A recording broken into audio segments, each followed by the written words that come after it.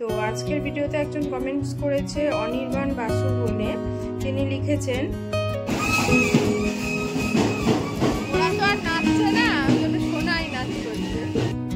Homework কি দিয়েছে দেখি, বললো আন্টি ম্যাডাম বললো ও নাকি খুব সুন্দর লিখেছে।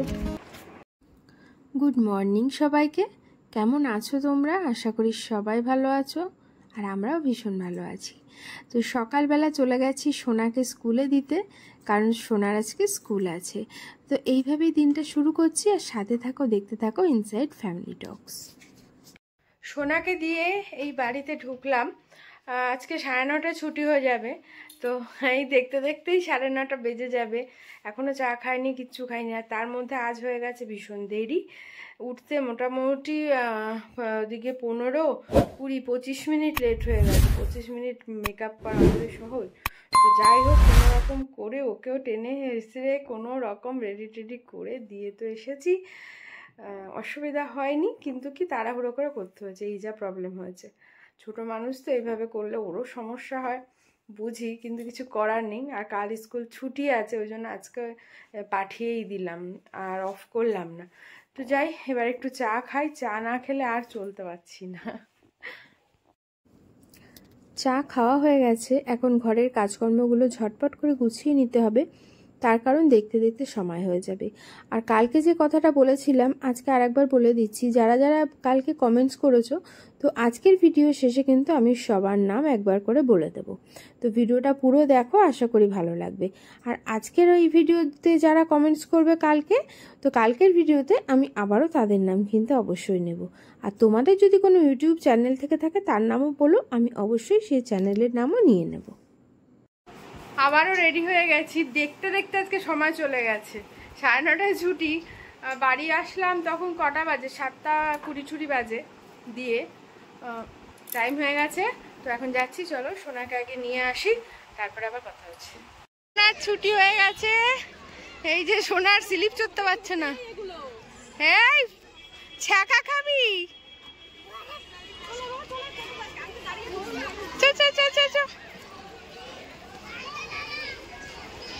চলো শোনা তাড়াতাড়ি, এই তো এইদিকে এইদিকে এইদিকে আমার দিকে। এই পড়ে যাবে,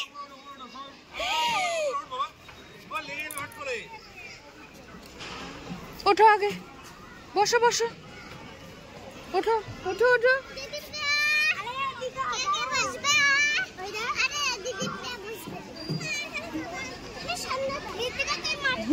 ছোট্ট একটু স্কুল, কয়টুকু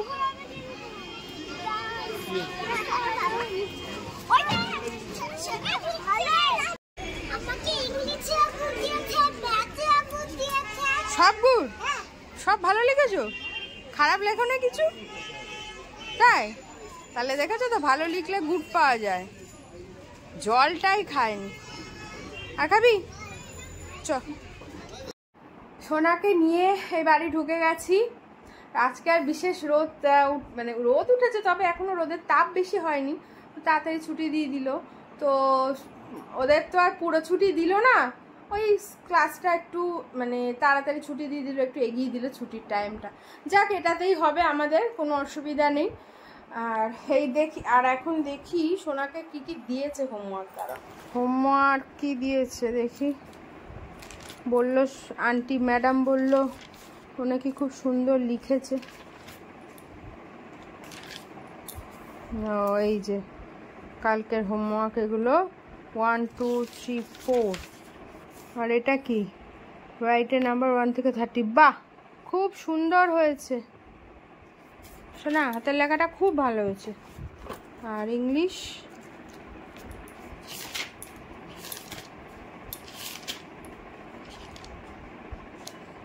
এই যে,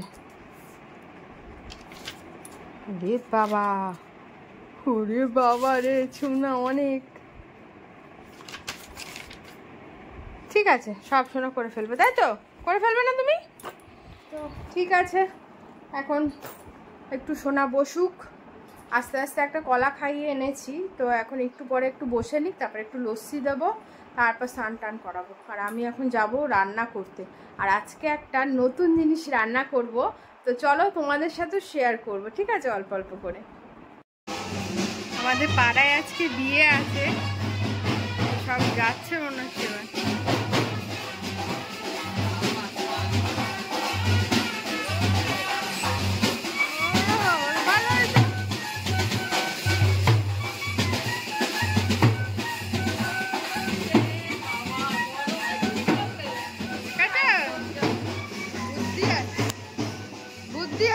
কি দেখছিস? শোন, একটু নেচে নিলি না, একটু নাচ।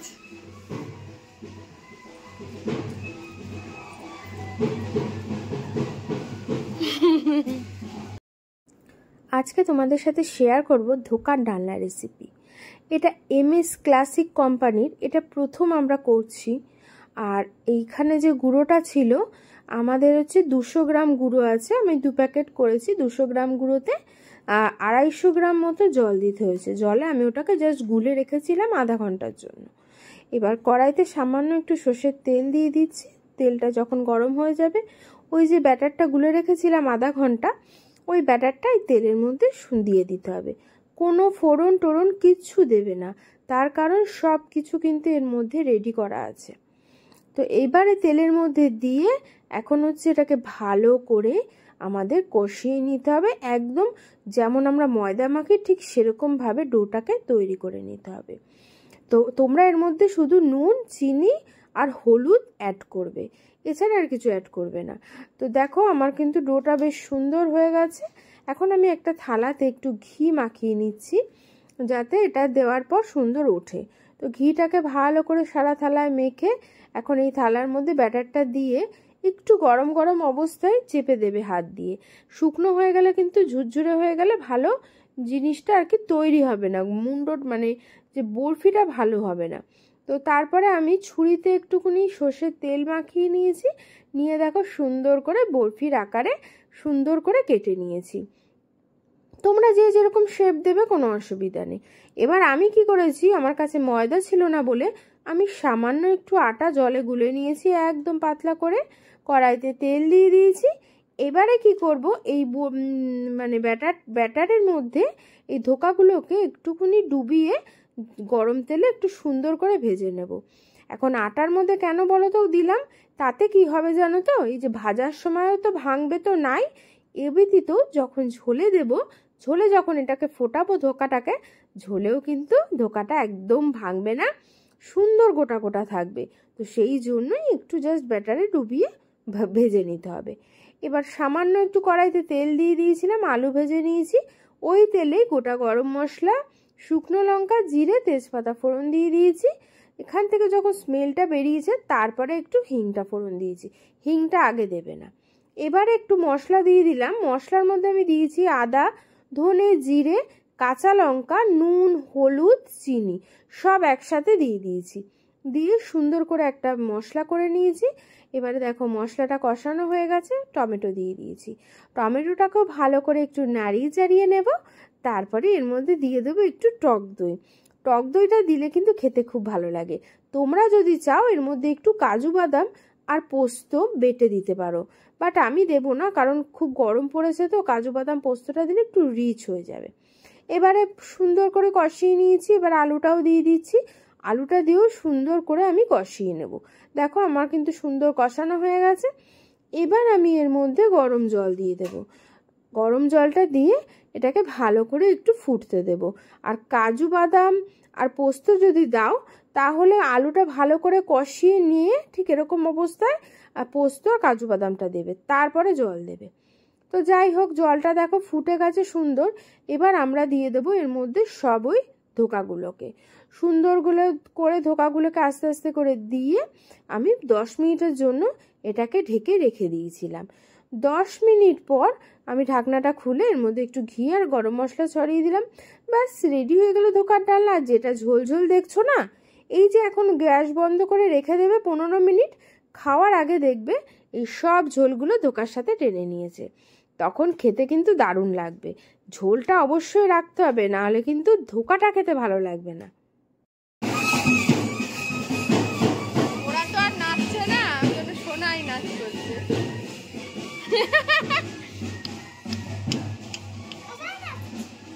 জল ভরতে গেছিল। চলে আয়, চলে আয়, দরজা দে, দরজা দে। Good afternoon. সোনা ঘুমিয়ে পড়েছে, আমাদের কাশছে।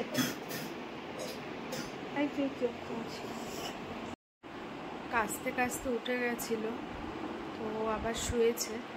আমি যাই, গিয়ে খেয়ে আসি। খেয়ে চলে এসেছি ঘরে, আর সোনা তার মধ্যে আবার উঠে গেছিলো। কি জানি ওর আজকে ঘুমটায় কোনো প্রবলেম হচ্ছে কিনা বুঝতে পারছি না। যাই হোক, ধোকার ডালনাটা কিন্তু অসাধারণ খেতে হয়েছে, মানে আমি নিজে করেই নিজেই স্যাটিসফাই খেয়ে। এত ভালো হয়েছে, ঝাল, নুন, মিষ্টি, খুব টেস্ট হয়েছে। আর এই কোম্পানিটা প্রথমেই করলাম, আগে কোনোদিন করিনি, তো বেশ ভালো হয়েছে বড়াটা খেতে। তো ঠিক আছে, তাহলে তোমরাও এভাবে রেসিপিটা করে খেয়ে দেখো, আশা করি তোমাদেরও ভালো লাগবে। তো এখন একটু রেস্ট নেব, রেস্ট নিয়ে আবার সোনার বিকালে পড়া আছে, পড়াতে নিয়ে যাবো। Good evening. এই যে সোনা আর আমি বেরিয়ে গেছি, যাচ্ছি সোনাকে পড়াতে দিতে আন্টির কাছে। বলে দাও গুড ইভিনিং, বলো গুড ইভিনিং বলো। আরে না, এই বাড়ি ঢুকলাম সোনাকে দিয়ে, আর বাইরে এখন 6:30 বেজে গেছে, অথচ স্টিল নাও লু হাওয়া, পুরো গরম হাওয়া, মানে পুরো ঘেমে টি শার্টটা আমার পুরো ভিজে গেছে, এমন গরম হাওয়া দিচ্ছে। একটু ফল টল নিয়ে তারপরে এলাম, বিচ্ছিরি ওয়েদার, বিচ্ছিরি। চোখে লাগবে, এই যে পরে টরে বাড়ি চলে এসছে দুজনেই। সন্ধে আই লেগে যাবে, লেগে যাবে ওর।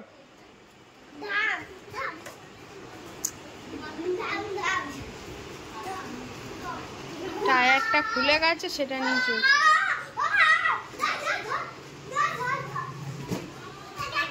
ওদের কোনো গরম নেই শরীরে, কিন্তু ঘেমে কিন্তু ভিজে গেছে দুজনই, দেখো।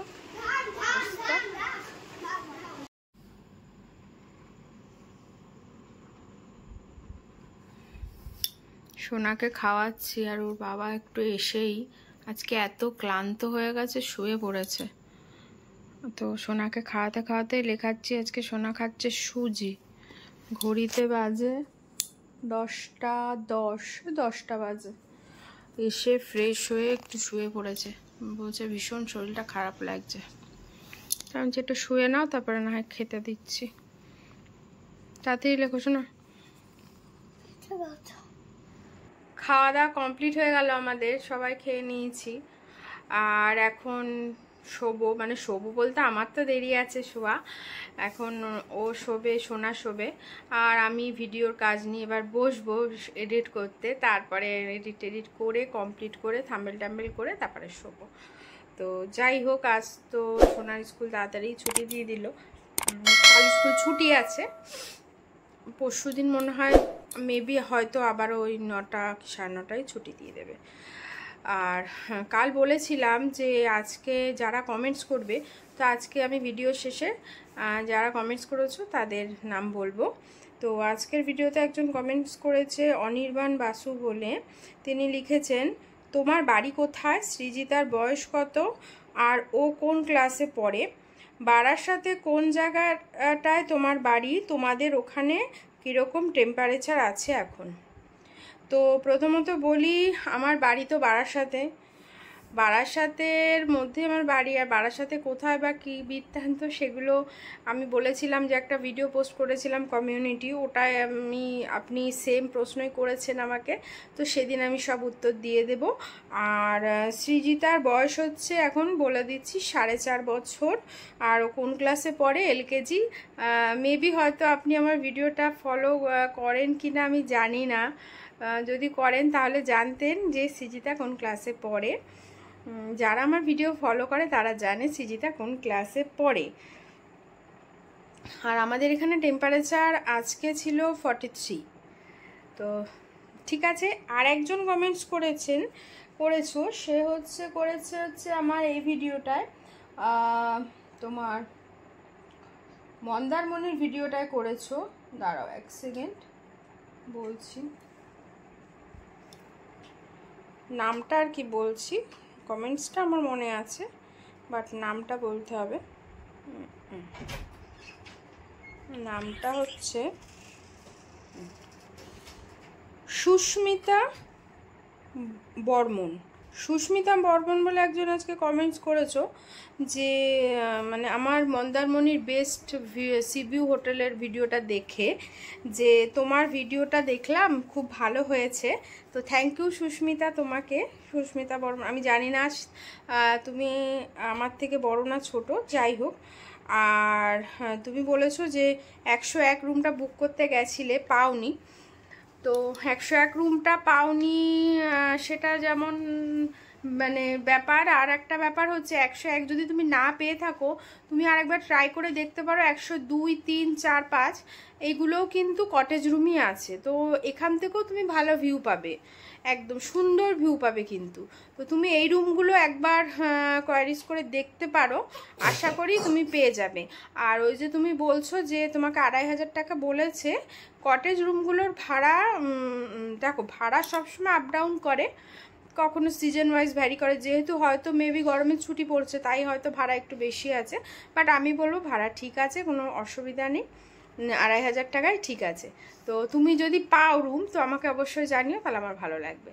তো আর একটা কমেন্টসে সে একজন করেছে, সেটা হচ্ছে শারমিন নাজিমা, বলছে যে অক্সিলিয়াম এলকেজিতে অ্যাডমিশন নেওয়া যায়, আর গেলে তার জন্য কি ইন্টারভিউ না রিটেন দিতে হবে, এই বিষয়ে কিছু ইনফরমেশান আর কি সে দিতে বলেছে। তো ঠিক আছে, আমি যেদিন স্কুলের ভিডিওটা পোস্ট করবো আমি অবশ্যই তোমার প্রশ্নের উত্তর দিয়ে দেবো। আর একজন লিখেছে সুকর্ণা মিশ্রা, সে লিখেছে যে দিদিভাই দারুণ, মানে দারুণ দিদিভাই, সেটা হচ্ছে আমার best view hotel in Mandarmani, সেই ভিডিওটায় সে কমেন্টস করেছে। তো থ্যাংক ইউ তোমাকেও। তো এই হচ্ছে আজকের কমেন্টস, সবই পড়ে দিলাম যে যে কমেন্টস করেছো।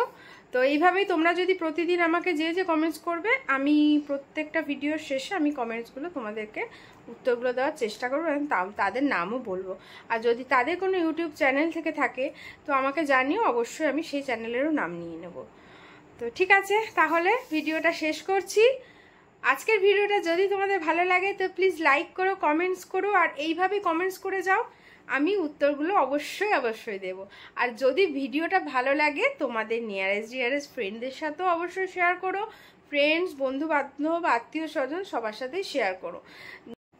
সবাই ভালো থেকো, সুস্থ থেকো, দেখা হচ্ছে কালকে একটা নতুন ব্লগ নিয়ে। Tata, good night.